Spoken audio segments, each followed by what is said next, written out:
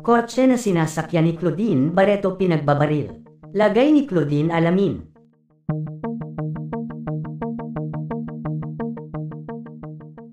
Matapos nga ang nakakagulat na pag-amin ni Claudine Barreto sa isang panayam sa aktres na umano ay marami siyang natatanggap na mensahe at tawag mula sa iba't ibang number na umano ay nagtatangka sa kanyang buhay, ay marami ang talaga namang naawa sa kalagayan ngayon ni Claudine. Dahil dito nagsampa na ng kaso ang aktres, ngunit patuloy pa din daw ang panggugulo ng mga nasabing nagtatangka sa kanyang buhay.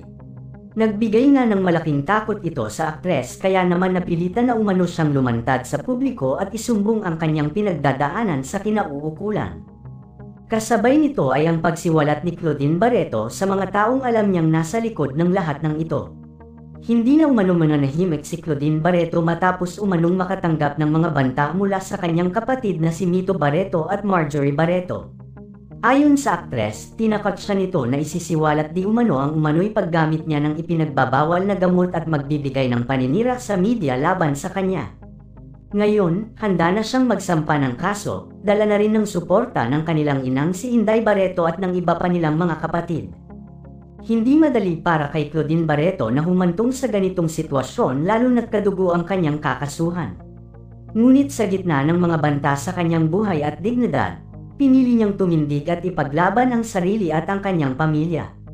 Samantala sa kapapasok nga lang na balita ay ayon sa aming source ay may nakakalungkot na balita ang siyang lumalabas ngayon na umano at tinambangan ng kotseng sinasakyan ni Claudine Barreto, kung saan nagtamo ng tagtad ng bala ang sasakyan ng aktres sa bandang likuran ng sasakyan.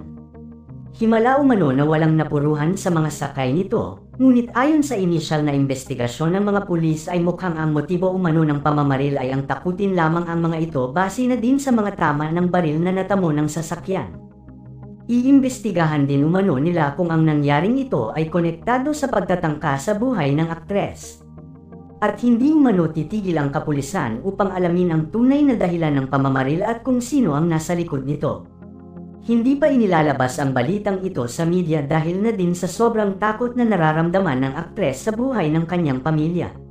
Samantala kasalukuyan nga daw na nasa ospital si Claudine at ang ilan pang sakay ng nasabing kotse dahil sa ilang galos na natamo ng mga ito dulot ng kanilang takot.